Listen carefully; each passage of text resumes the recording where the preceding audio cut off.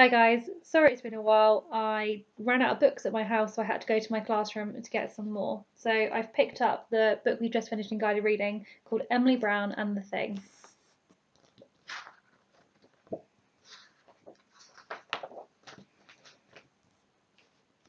Once upon a time there was a little girl called Emily Brown and an old grey rabbit called Stanley. Emily Brown and Stanley were trying to get to sleep after a busy day, but a noise was keeping them awake. Splish went the noise, splosh went the noise. It seemed to be coming from the window. There was a thing sitting on the window sill. Large tears were dripping onto his pyjamas. "Oh, Emily Brown," wept the thing. "I can't find my cuddly, however hard I look. It's not in the dark and scary wood, and it's not under my pillow. You and Stanley must come and find it for me, because I just can't sleep without my cuddly."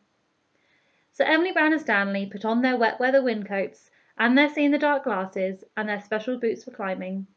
They searched down low in the tangles, and they searched up high in the tree-tops. They ran away from wolves, and they lifted up trolls. And eventually they found the thing's cuddly, right at the top of the twistiest, thorniest tree in the dark and scary wood. "Thank you," said the thing. "Don't mention it," said Emily Brown. "And now you must be quiet. Stanley and I are trying to sleep." "I promise," said the thing, cuddling his cuddly.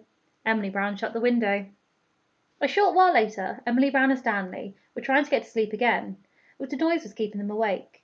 Rumble, rumble, rumble went the noise. Rumble, rumble, rumble. It seemed to be coming from the kitchen. It was the thing again. "Oh, Emily Brown," grumbled the thing. "All I had for tea was 100 hamburgers and one small apple for the vitamins, and now I'm ever so hungry and thirsty. You and Stanley must fetch me my bedtime milk, because I just can't sleep when my tummy is rumbling." So Emily Brown and Stanley sighed heavily, and put snow snugglers on their heads and ski plankers on their feet, and their fluffiest winter warmers over everything.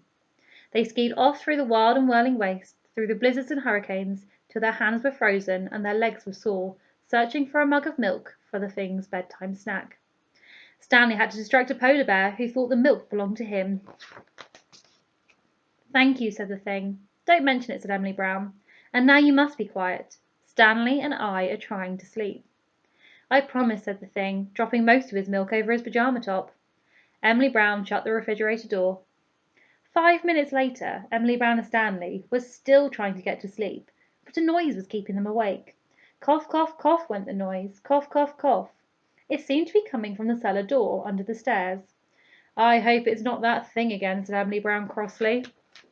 It was the thing. "Oh, Emily Brown," coughed the thing. "I'm feeling very poorly. I need my special green medicine. You and Stanley must fetch it for me from the Whiny Witch's cavern down under the stairs, because I just can't sleep when my throat is tickling." So Emily Brown and Stanley gritted their teeth and pulled out their see-in-the-dark glasses again, and their special tangly ropes, and their bottles for carrying medicine in.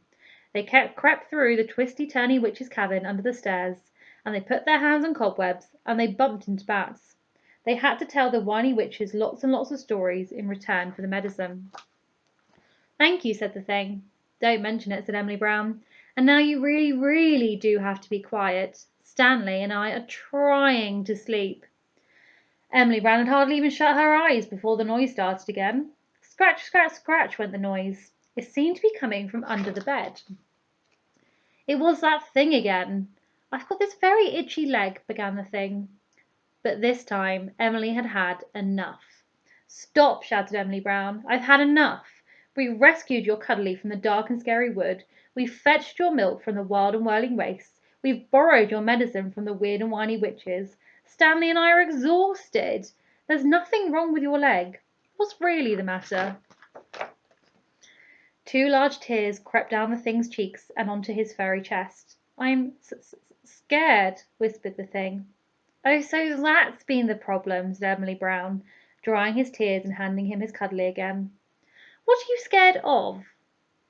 "Oh, I don't know. Things," said the thing. "But you are a thing," said Emily Brown. "Am I?" said the thing in surprise. "I wondered what I was." "You're definitely a thing," said Emily Brown, tucking him tightly and putting in his water bottle underneath his hairy legs. "Am I scary?" asked the thing. "You're not scary at all," said Emily Brown. "You're a very nice thing, and when Stanley and I are trying to get to sleep, we always find it helps to think of the nice things. Maybe you should try doing that yourself. Maybe I will, said the nice thing, yawning very wide.